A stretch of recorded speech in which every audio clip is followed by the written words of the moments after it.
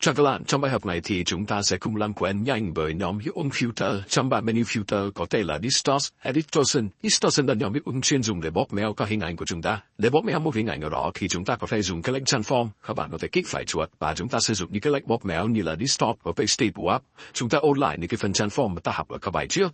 Tuy nhiên là trong nhóm filter thì nó cũng sẽ có một loạt những cái công cụ giúp bạn có thể bóp méo một cái hình ảnh theo một cái cách riêng. Nó theo một cái cách rất là riêng. Ở đây thì mình sẽ bắt đầu trong nhóm distort một cái lệnh là ping. Trong cái lệnh ping này thì nó cho phép bạn làm cho một cái hình ảnh của chúng ta nó bị phình hoặc là nó bị lõm lại. Giả sử như bạn kéo cái ping về phía bên phải thì cái hình của chúng ta sẽ bị làm lõm lại. Bạn thấy ta tạo ra một cái hiệu ứng kỹ xảo cho bức ảnh. Thế là thế là ta có thể bóp méo với hình ảnh của chúng ta đi một cách rất là đơn giản. Bạn có thể sử dụng lại cái lệnh đó một lần nữa bằng cách ấn Ctrl F trên bàn phím. Thì bức ảnh sẽ được bóp méo mạnh hơn.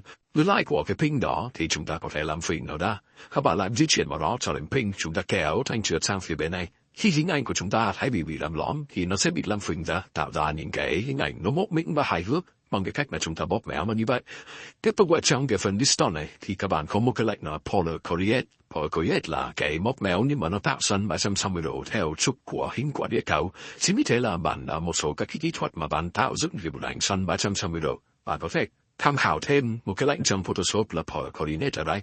Bạn thấy nó sẽ xoắn cái bức ảnh của chúng ta tạo thành một cái hình khối 360 độ.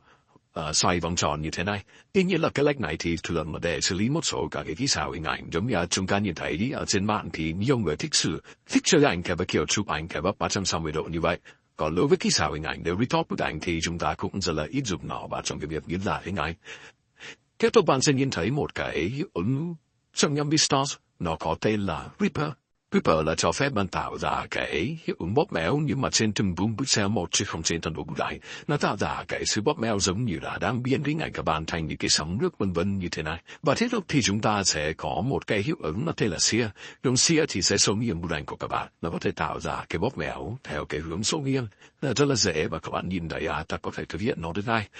Tiếp tục như thế thì bạn sẽ có một cái hiệu ứng là streamline. Cái hiệu ứng streamline này thì nó khác với ping ở chỗ cái vùng bóp méo cho hình ảnh của các bạn thì nó sẽ sáp ra phía bên ngoài cạnh của bức ảnh, tức là nó rộng hơn so với cái lệnh ping mà chúng ta gặp từ trong cái lệnh đầu tiên đó. Thì mình làm lại cái streamline để các bạn nhìn thấy.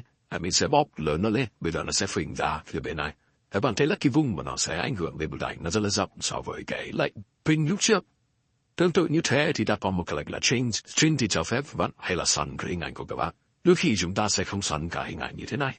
Mà chúng ta sử dụng nó vào trong kỹ thuật retort hình ảnh thì bạn có thể chỉ xoắn một cái vùng hình ảnh nào đó. Sử như là mình sẽ chỉ chọn một cái vùng khu vực kích này thôi. Sau mình sẽ tạo ra cái hiệu ứng filter là distort và ta bắt cái hình cái kính đó đi một chút xíu.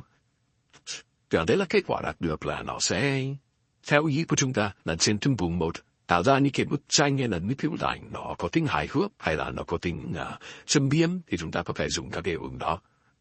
Kiểu đó là bạn sẽ nhìn thấy một hiệu ứng là wave, là nó sẽ tạo ra cái diễn dạng theo dạng sóng, đây là rất là dễ hiểu.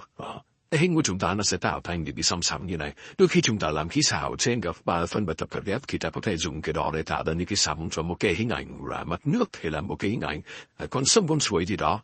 Phần cuối cùng thì bạn sẽ nhìn thấy một cái hiệu ứng nó tên là zigzag, nó tạo ra cái hiệu ứng zigzag cho chúng ta.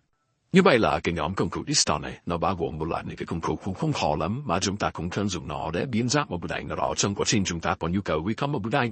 Mình cũng chỉ giới thiệu được với các bạn là sơ qua về các khái niệm hay là những cái lệnh nằm trong nhóm đó để các bạn hiểu nó một cách cơ bản nhất. Cảm ơn các bạn đã chú ý theo dõi.